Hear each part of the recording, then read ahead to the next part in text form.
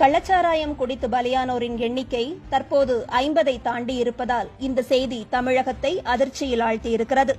இந்த சூழலில் சமூக போராளிகளாக தங்களை காட்டிக்கொண்ட பலரும் இதுகுறித்து ஒரு வருத்தம் கூட தெரிவிக்காமல் இருப்பது மக்களின் கோபத்தை கிளறியிருக்கிறது.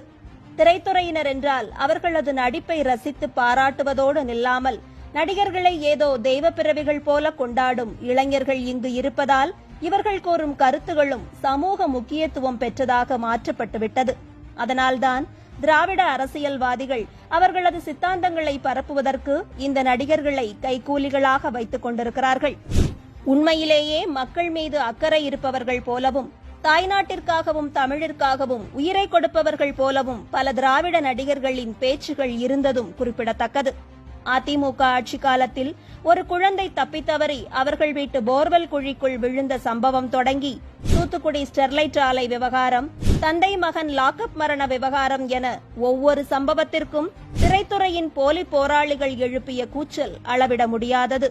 நாமெல்லாம் இங்கே மிக்சர் சாப்பிட்டுக் கொண்டிருக்கிறோமா என கூறிய சூர்யா, தெருவில் மைக் பிடித்து இறங்கிய ஆர்ஜே பாலாஜி, ஹிந்தி தெரியாது போடா என்று டி ஷர்ட் போட தெரிந்த தமிழ் திராவிட திரை நடிகர்கள், நான் மோடி படத்தில் நடிக்க வேண்டுமானால் உண்மையை பேசித்தான் நடிப்பேன், நான் ஈவேரா வழியில் வந்தவன் என்று முழங்கும் சத்யராஜ், போதைப் பொருள் பயன்படுத்துவது அவரவர் உரிமைதான் என்று கூறிய வெற்றிமாறன் என்று நீளும் இந்த நடிகர் பட்டாளத்தில் திடீரென்று விருது வாங்கிய பிரகாஷ்ராஜ் தான் முக்கியமாக கவனிக்கப்பட வேண்டியவர். பிரதமரை அவன் இவன் என்று விமர்சித்துவிட்டு தமிழகத்தில் மக்கள் நிம்மதியாக தூங்கலாம், அந்த அளவிற்கு நல்லாட்சிதான் நடைபெறுகிறது என்று கடந்த வாரத்தில் சான்றிதழ் வழங்கிய பிரகாஷ்ராஜ் இப்போது எங்கு தலைமறைவாகிவிட்டார் என்பது நமது கேள்வி. கமலஹாசன் என்ற ஆஸ்கார் நாயகன் ஏற்கனவே திராவிட கொத்தடிமை கூட்டத்தில் சேர்ந்து தான் ஏந்திய டார்ச் விளக்கை தானே உடைத்து இருட்டில் நிற்பதால் அவர் இதற்காக கண்டனம் தெரிவிப்பார் என்று எதிர்பார்க்க முடியாது. ஆனாலும் ஒரு அறிக்கையை மட்டும் வெளியிட்டு அவர் அடக்கி வாசித்து விட்டார் என்பதுதான் மறுக்க முடியாத உண்மை. இந்த நடிகர் பட்டாளம் தவிர ஈஷாவில் யானைகள் அழிக்கப்படுகிறது, காடு அழிக்கப்படுகிறது என்றெல்லாம் பொங்கும் திருமுருகன் காந்தி, பியூஷ் போன்ற வேறு சில போலி போராளிகளையும் களத்தில் தற்போது காணவில்லை. கடந்த ஆட்சியில் தெருவில் இறங்கி தப்படித்து பறையடித்து மதுவிற்கு எதிராக பாடல்களை பாடிய கோவன் என்ன ஆனார்?